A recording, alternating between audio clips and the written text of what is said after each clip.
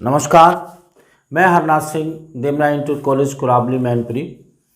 कक्षा 12 में जो हमारा चैप्टर चल रहा था प्रत्यावर्ती धारा, उसका आज ये अंतिम लेक्चर है। और अभी तक हमने इसमें बहुत सारी चीज़ें बताई। पिछले लेक्चर्स में हमने बताया था, इसके विभिन्न परपथ बताए थे, जिसमें 6 परपथ हम बता चुके हैं। पहले हमने 3 बेसिक परपथ बताए, फिर उनके दो के साथ कॉम्बिनेशन बताए।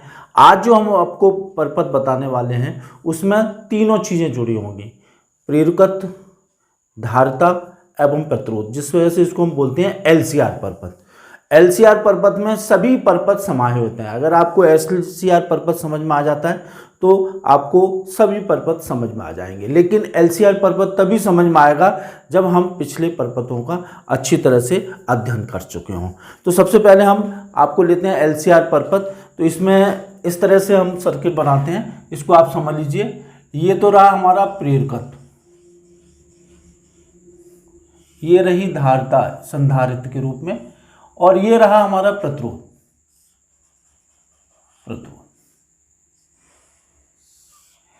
ये प्रत्यावर्ती धारा स्रोत है LCR। यहां पर जो विभवांतर होगा, वोल्टेज होगा, वो इसको VL से प्रदर्शित करेंगे।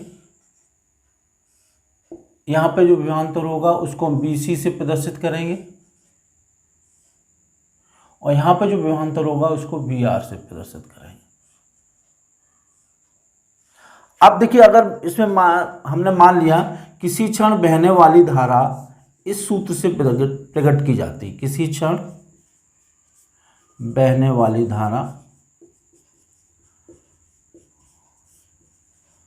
धारा ये है प्रत्यावर्ती धारा के बारे में बात करना है तो I इक्वल टू ये I0 साइन ओमेगा टी। ये तो हमें ये पता है कि यहाँ पे जो वोल्टेज उत्पन्न होगा वो धारा से 90 अंश कला से आगे होगा।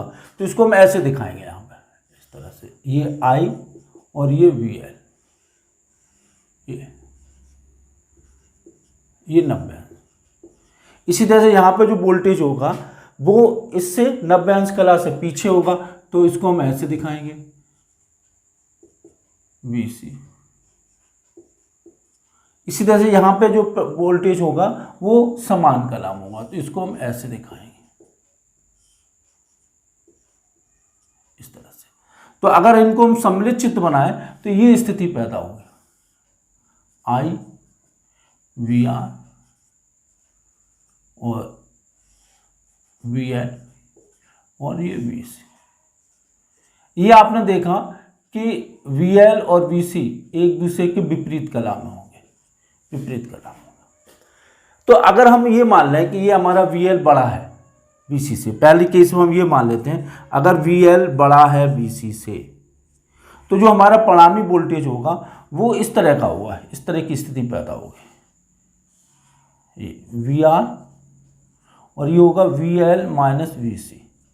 तो ये परिणामी वोल्टेज होगा, ये V, ये एंगल फाई। तो परिणामी वोल्टेज जो होगा उसको हम ऐसे लिखेंगे,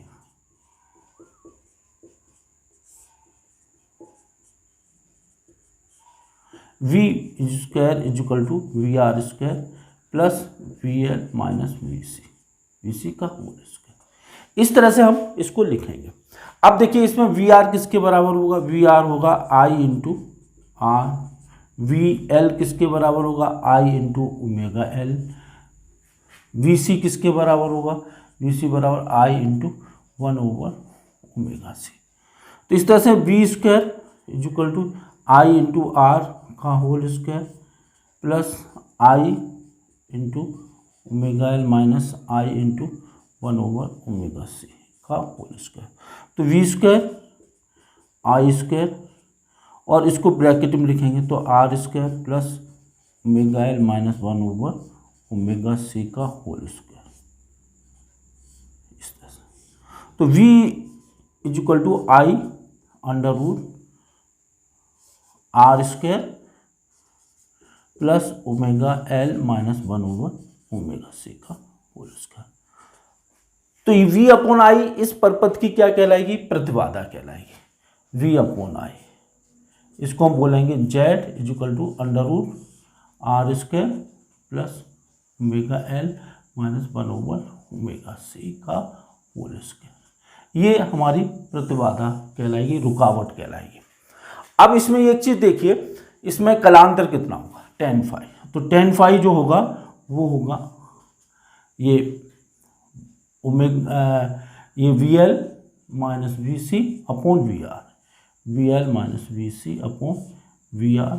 इसको हम लिख लेंगे आई कॉमन लेके omega L minus 1/ओमेगा C upon I into R. तो ये tan phi is equal to omega L minus omega C 1/ओमेगा सी अपॉन आर। ये सूत्र निकल के आ गया tan फाई। और निश्चितः tan फाई का मान होगा वो 0 से अधिक होगा, 90 से कम होगा। अब हमें इसमें औसत व्यय शक्ति भी निकालनी है, तो औसत व्यय शक्ति के लिए हमें cos फाई चाहिए। तो cos फाई कितना होगा, cos फाई होगा यहाँ पर cos फाई बराबर होगा वी आर अपॉन वी। इसको लिख सकते हैं आई इंटू आर, इसको लिख सकते हैं आई इंटू जेड। तो आई से आई कैंसिल हो गया, तो cos phi is equal to R upon Z, अर्थात आर अपॉन ये कहलाएगा शक्ति गुणांक इस परपथ का, ओमेगा एल माइनस 1/ओमेगा सी का होल स्क्वायर। तो इसमें इस परपथ में औसत व्यय शक्ति क्या होगी, इस स्थिति में क्या होगी, स्थिति में होगी P V R M S I R M S into cos phi.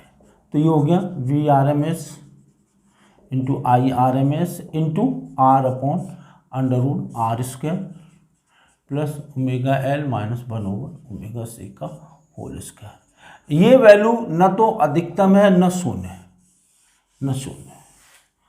तो इसको हम ग्राफ के द्वारा भी प्रदर्शित कर सकते हैं। वो ग्राफ इस टाइप का आएगा, इस पे हमने पी वी और आई सभी लिए हुआ है।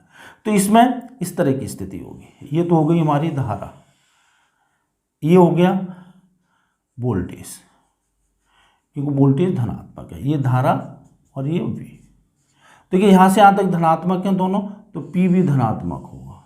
यहाँ पे ये धनात्मक है, ये ऋणात्मक, तो ये पी ऋणात्मक होगा, तात्क्षणिक पी।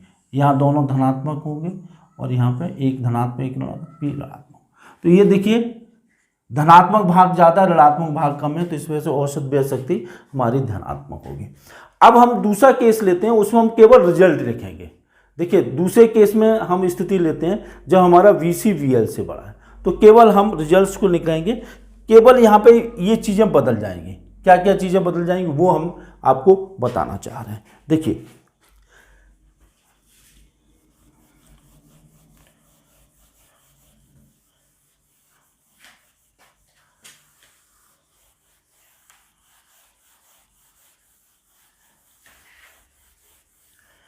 दूसरे केस में क्या होगा, दूसरी स्थिति में जब हमने वीसी को बढ़ा ले लिया, वीसी को बढ़ा लेंगे तो धारा इधर, वी इधर, वी आर इधर, और इधर हो जाएगा V C minus V L, और ये हो जाएगा। पिछले वाले केस में जो परिणामी वोल्टेज था वो धारा से फाई क्लास से अग्रगामी था। इसमें क्या होगा, परिणामी वोल्टेज धारा से फाई क्लास से पीछे होगा। तो इसमें परिणामी जो वोल्टेज होगा वो ऐसे लिखा जाएगा, under root V R square plus V C minus V L square. पीछे क्या लिखा गया, तो V L minus V C का स्क्वायर, यहाँ पे ये लिखा जाएगा। इसी तरह से इसमें जो प्रतिबाधा होगी जेड बराबर वी अपॉन आई, ये होगी under root R square plus omega C 1/ओमेगा सी माइनस ओमेगा एल का होल स्क्वायर। इसमें पीछे वाले केस में ओमेगा माइनस 1/ओमेगा सी लिखा गया था, यहाँ पे ये लिखा जाएगा। इसी तरह से आप इसमें कलांतर देखेंगे, कलांतर tan phi is equal to V C minus V L upon V R, और tan phi is equal to I 1 over omega C minus omega L upon I into R से आर कैंसिल हो गया तो tan phi equal to 1 over minus omega L upon R. ये हमारे ये इससे सिद्ध होता है कि धारा से वोल्टेज होगा वो फाई कला से पश्चगामी होगा। अब हम यहाँ पे शक्ति गुणांक भी निकाल लेते हैं। तो शक्ति गुणांक इसमें cos फाई इक्वल टू होगा V C minus V L upon V R. तो cos फाई ये 1 over omega C I cancel हो जाएगा, ओमेगा एल अपॉन आर। ये हमारा सूत्र निकल आएगा। अब औसत व्यय शक्ति क्या होगी, पी वार बराबर V R M S into I R M S I. इसमें एक चीज़ थोड़ा देख लीजिए दोबारा, इसमें ये जो मान है वो tan फाई का है। इसको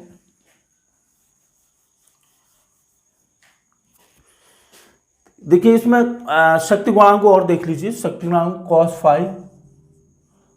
फाई शक्ति गुणांक को और देख लीजिए, cos फाई इक्वल टू ये होगा ये वी आर अपॉन वी, तो ये होगा I into R upon I into Z. तो ये R upon under root R square plus 1 over omega C minus omega L का होल स्क्वायर। ये न तो अधिकतम होगा, सॉरी इसका मान cos फाई का मान न तो 0 होगा और न ही 1 होगा। तो व्यय शक्ति क्या होगी, V R M S into I R M S into cos phi, और इसमें मान रख देंगे तो V R M S into I R M S into R upon under root R square plus 1 over omega C minus omega L का whole square. ये व्यय शक्ति भी न तो 0 होगी न अधिकतम होगी। इस परिणाम को हम ग्राफ से भी देख सकते हैं। ये देखिए, ये हमने ग्राफ बनाया और इस ग्राफ में हमने क्या किया है, पी वी सब एक साथ लेंगे, पी वी। तो इसमें ये देखिए, ये तो धारा हो गई, ठीक, और ये वोल्टेज हो गया। तो ये वोल्टेज हो गया, ये धारा हो गई। यहाँ पे एक चीज़ धनात्मक एक ऋणात्मक है, तो P जो होगा ऋणात्मक होगा। यहाँ पे दोनों धनात्मक हैं तो P होगा धनात्मक, फिर ये ऋणात्मक और फिर ये धनात्मक। तो इसमें हमने ये देखा कि हमारी औसत व्यय जो शक्ति है वो न तो अधिकतम है और न 0 है। वो हमने इस रिजल्ट से और इस ग्राफ से पता लगा लिया। अब तीसरी स्थिति है, वो हमारी बहुत ही रोचक स्थिति है। तीसरी स्थिति ये कहती है कि यदि दोनों बराबर हों, ये VL और VC बराबर हों, तो क्या होगा। इसको हम थोड़ा सा और अच्छी तरह समझते हैं। VL और VC जब बराबर होंगे तो क्या होगा। तो देखिए, इसमें पहले हम सबसे पहले परिणामी वोल्टेज निकालेंगे। तो देखिए, तीसरा केस है जब VL और VC बराबर है, VL और VC बराबर हैं, तो क्या होगा, V equal to V R square plus VL minus VC का स्क्वायर, और ये क्या हो जाएगा, 0 हो जाएगा। V स्क्वायर बराबर वी आर स्क्वायर, अर्थात V बराबर वी आर। हमारा परिणामी वोल्टेज जो होगा वो ये होगा इस स्थिति से, और ये समान कला होगा। और इसमें जो रुकावट होगी वो होगी केवल जेड आर के बराबर होगी, under root R square plus omega L minus 1 over omega C. ये बराबर होंगे, ये दोनों ये 0 हो जाएंगे, तो ये जेड बराबर आर। अब ये 0 कैसे होंगे, इसको आप यहाँ से देखिए। ओमेगा, इसको हम लिख सकते हैं आई इंटू ओमेगा एल बराबर I into 1 over omega C. तो आई से आई कैंसिल हो गया, तो omega L minus 1 over omega C बराबर 0। तो इस तरह से ये 0 होंगे, तो हमारी इस परपथ की जो प्रतिबाधा होगी वो R के बराबर होगी। कलांतर होगा वो 0 होगा। लेकिन वास्तव में होगा क्या, वास्तव में होगा कि ये कि इसमें जब ऊर्जा संचित होगी, तो यहाँ पे ऊर्जा 0 होगी। यहाँ पे ऊर्जा जो संचित होगी वो किस रूप में होगी, चुंबकीय क्षेत्र के रूप में, और उसका मान कितना होगा 1/2 Li², 1/2 Li²। और इसमें जब यहाँ पे ऊर्जा 0 होगी तो यहाँ पे ऊर्जा संचित होगी, और वो हमारी जो ऊर्जा कहलाएगी वो वैद्युत ऊर्जा होगी। वो ऊर्जा कितनी होगी 1/2 CV²। तो ये देखेंगे कि ये ऊर्जाएं आपस में बदलती रहती हैं। ये चुंबकीय ऊर्जा वैद्युत ऊर्जा में, वैद्युत ऊर्जा चुंबकीय ऊर्जा में, ये एक दूसरे में ऊर्जा बदलती रहती हैं। ठीक उसी तरह से जब किसी हम लोलक को हम दोलन कराते हैं, किसी लोलक को दोलन कराते हैं, इस तरह से दोलन कराते हैं इस तरह से, तो उसमें क्या होता है गतिज ऊर्जा और स्थितिज ऊर्जाएं एक दूसरे में बदलती रहती हैं। तो हम ये कहेंगे कि इस परपथ में अनुनाद की स्थिति आ गई। अनुनाद एक दूसरे पर मतलब दोलन उत्पन्न हो गए, जिनको हम वैद्युत दोलन कहेंगे, और उसकी हम आवृत्ति इस सूत्र से निकाल लेंगे। कैसे निकालेंगे? अभी हमने आपको लिखा ω L = 1/ωc और ω² = 1/LC, और इसको लिखेंगे ω = 1/√LC और 2πf = 1/√LC और f = 1/2π√LC। ये इसके अंदर जो वैद्युत दोलन होंगे उसके अनुनाद की आवृत्ति इस सूत्र से दी जाएगी, जिसमें L और हमें C पता होगा। अनुनाद वैद्युत दोलन होने लगेंगे, जैसे हमारे उसमें लोलक में दोलन होते थे, इसी तरह से यहाँ पे ये ऊर्जाएं एक दूसरे में बदलने लगेंगी। ये हमारी चुंबकीय ऊर्जा है, चुंबकीय ऊर्जा, और ये है वैद्युत ऊर्जा। वैद्युत ऊर्जा वैद्युत क्षेत्र के रूप में संचित होगी, चुंबकीय ऊर्जा चुंबकीय क्षेत्र के रूप में संचित होगी ऊर्जा। और इस परिपथ में जो व्यय शक्ति होगी वो सबसे अधिकतम होगी। क्यों अधिकतम होगी? क्योंकि यहाँ पे हमारा जो cos φ है वो R/Z होता है, और ये हो गया R/R = 1। तो P बार = Vrms × Irms × 1, और P बार = इसको V0I0/2 भी लिखा जा सकता है इस तरह से। तो ये जो सर्किट था वो थोड़ा सा अलग से हटके था, जिसको मैंने आपके सामने इसको बताया। तो इस तरह से हमारे 7 परपथ थे, और इसमें न्यूमेरिकल भी इम्पोर्टेंट है। चलिए अब हम आपको एक और बहुत ही अच्छी चीज़ बताते हैं, वो है हमारा ट्रांसफार्मर। देखिए यहाँ पे हम ट्रांसफार्मर की केवल सैद्धांतिक चित्र बनाएंगे और उसके मुख्य मुख्य पॉइंट के बारे में हम डिस्कस करेंगे। तो पहले हमें यह पता होना चाहिए ट्रांसफार्मर होता क्या है। देखिए ट्रांसफार्मर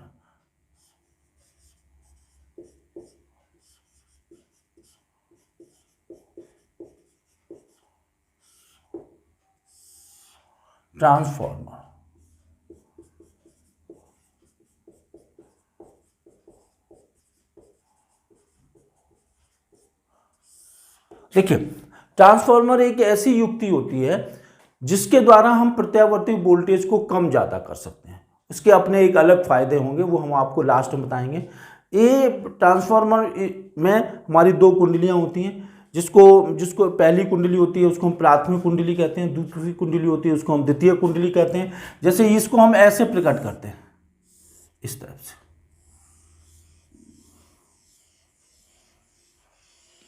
ये प्राथमिक कुंडली है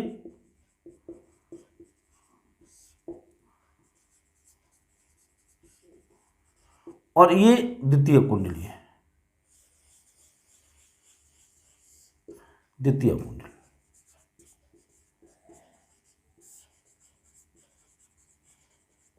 ठीक इसी तरह से एक ट्रांसफार्मर ये भी संभव है।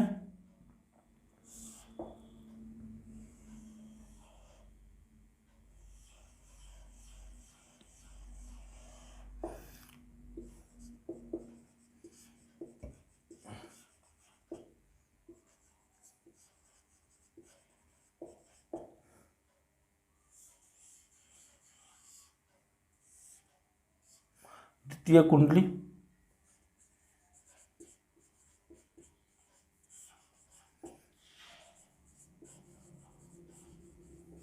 द्वितीय कुंडली, ये प्राथमिक कुंडली है और ये द्वितीय कुंडली है। अब देखिए ये जो हमारा ट्रांसफार्मर है ये क्या कर रहा है, वोल्टेज को बढ़ा रहा है, ये ट्रांसफार्मर क्या कर रहा है, वोल्टेज को कम कर रहा है। तो इसको हम बोल लेंगे, इस वाले ट्रांसफार्मर बोल लेंगे ऊंचाई ट्रांसफार्मर, ऊंचाई ट्रांसफार्मर। और इसको हम बोलेंगे अपचाई ट्रांसफार्मर।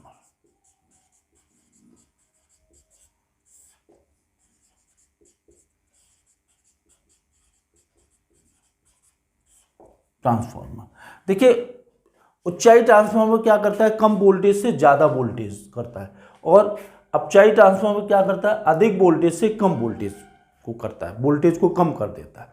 अब देखिए इसमें एक चीज़ और आप जान लीजिए, इसमें ये किसके सिद्धांत पर कार्य करता है, ये अन्योन प्रेरण के सिद्धांत पर कार्य करता है। होता क्या है कि जब भी हम इसमें स्रोत जोड़ते हैं तो यहाँ पे धारा परिवर्तित होती है, और धारा परिवर्तित प्राथमिक कुंडली में जब धारा परिवर्तित होगी, इसकी वजह से द्वितीय कुंडली में चुंबकीय फ्लक्स परिवर्तित होगा, और फ्लक्स परिवर्तन होने की वजह से यहाँ पे प्रेरित विद्युत वाहक बल उत्पन्न हो जाएगा, और हमें यहाँ पे वोल्टेज मिल जाएगा। तो ये जो ट्रांसफार्मर है वो केवल प्रत्यावर्ती धारा परिपथ में ही प्रयोग किया जा सकता है, दिश धारा परिपथ में क्यों नहीं किया जा सकता, क्योंकि दिश धारा परिपथ में यहाँ पे धारा नहीं बदलेगी, और जब धारा नहीं बदलेगी तो अन्योन प्रेरण की घटना नहीं होगी, और अन्योन प्रेरण की घटना नहीं होगी तो द्वितीय कुंडली में हमें प्रेरित विद्युत वाहक बल नहीं प्राप्त होगा। तो इस वजह से हम ट्रांसफार्मर का प्रयोग केवल प्रत्यावर्ती धारा परिपथ में ही करते हैं, प्रत्यावर्ती धारा के लिए करते हैं, दिश धारा परिपथ में नहीं करते, क्योंकि अन्योन प्रेरण की घटना दिश धारा परिपथ में संभव नहीं है, क्योंकि उसके लिए धारा का मान परिवर्तित होना चाहिए। अब बात आते हैं हम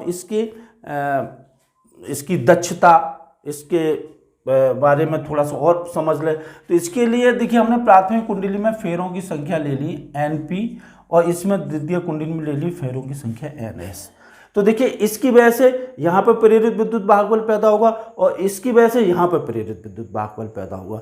तो हम देखिए EP को हम क्या लिखेंगे, EP equal to minus NP delta phi upon delta T।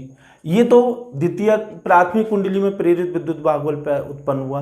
अब इसी तरह से द्वितीय में क्या होगा, ES बराबर minus NS delta phi upon delta T।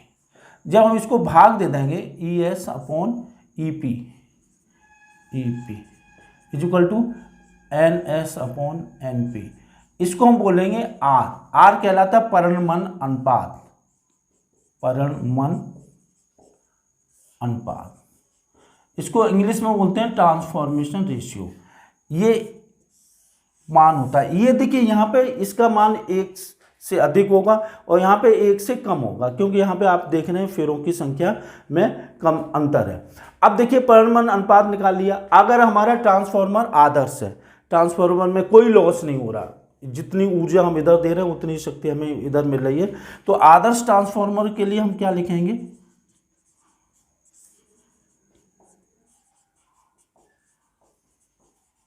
मर के लिए क्या लिखेंगे, निवेशित शक्ति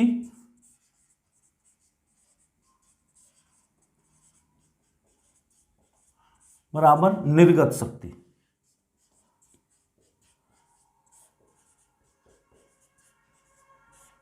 तो ये IS ES IP EP।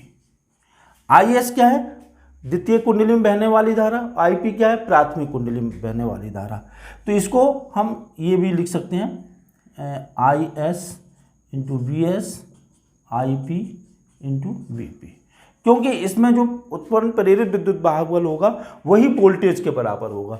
तो यहाँ से ये चीज़ निकल के आई VS upon VP is equal to NIP upon IS, और यही बराबर होगा NS अपॉन NP, ये बराबर R, परिणमन अनुपात के बराबर। कहने का मतलब ये है, सीधी सी भाषा में ये समझिए, जब हम वोल्टेज को बढ़ा देते हैं तो यहाँ पे धारा कम हो जाएगी, यहाँ पे धारा अधिक होगी। अगर हमने अधिक धारा है, अधिक वोल्टेज है, कम धारा है, तो यहाँ पे क्या होगा, वोल्टेज कम हो जाएगा तो धारा का मान बढ़ जाएगा। इस चीज़ का उपयोग हम इस बात को लेके करते हैं, जब भी हमें कहीं से बहुत दूर से हम हमें धारा लानी हो तो लॉस को हीटिंग लॉस को बचाने के लिए हम क्या करते हैं, हाई वोल्टेज से और कम करंट पर लेके आते हैं और फिर यहाँ पे हम ट्रांसफार्मर लगा करके उसका वोल्टेज बढ़ा लेते हैं, जिससे उसमें धारा का मान बढ़ जाता है। अगर हम शुरू से ही लेके आएंगे तो हमारा लॉस ज़्यादा होता है। इसी वजह से ट्रांसफार्मर का मुख्य उद्देश्य, मुख्य उपयोग हमारा एक जगह से विद्युत शक्ति को लाने में, वैद्युत ऊर्जा को एक जगह से दूसरी जगह लाने में इसका प्रयोग किया जाता है। अब हमारे सभी जो ट्रांसफार्मर होते हैं वो आदर्श ट्रांसफार्मर तो होते नहीं हैं, तो उसमें हम ट्रांसफार्मर की हम दक्षता को निकालते हैं। वो दक्षता क्या होती है, ट्रांसफार्मर की दक्षता नीटा बराबर P output upon P input. तो ये हो जाती है नीटा बराबर V S into I S upon V P into I P into 100। इस तरह से इस सूत्र से हम दक्षता निकाल लेते हैं। जो आदर्श ट्रांसफार्मर होता है उसमें ये दोनों राशियां बराबर होती हैं, जैसे आपने यहाँ पे देखा, जब ये राशियां दोनों बराबर होती हैं तो बेस जो शक्ति होती, जो सॉरी उसकी दक्षता होती है, एफिशिएंसी होती है, वो 100% होती है। तो इस तरह से हमने ट्रांसफार्मर के बारे में बताया और इसके उपयोग के बारे में बताया। अब थोड़ा सा ये भी जान लीजिए कि कौन सी ज़्यादा उपयोगी है, प्रत्यावर्ती धारा ज़्यादा उपयोगी है या हमारी दिष्ट धारा ज़्यादा उपयोगी है। देखिए, दिष्ट धारा को हम एक जगह से दूसरी जगह, दिष्ट धारा स्रोत एक जगह से दूसरी जगह हम नहीं स्थानांतरित कर सकते, क्योंकि उसमें जो व्यय शक्ति है, उसमें जो ट्रांसफार्मर का हम उपयोग नहीं कर सकते, जबकि प्रत्यावर्ती धारा में हम ट्रांसफार्मर का उपयोग कर सकते हैं, जिससे कि एक जगह से दूसरी जगह हम ले जा सकते हैं। तो इस तरह से ये हमने जो चैप्टर पढ़ा ये बहुत ही उपयोगी चैप्टर है और मैं ये आपको समझता हूँ कि ये चीज़ें आपको क्लियर हो गई होंगी। इसमें हमारे क्वेश्चंस ये बनते हैं, नंबर 1, ट्रांसफार्मर का उपयोग कहाँ किया जाता है, किन पर्पथों में किया जाता है। दूसरा क्वेश्चन ये बनता है कि ट्रांसफार्मर किसके सिद्धांत पर कार्य करता है।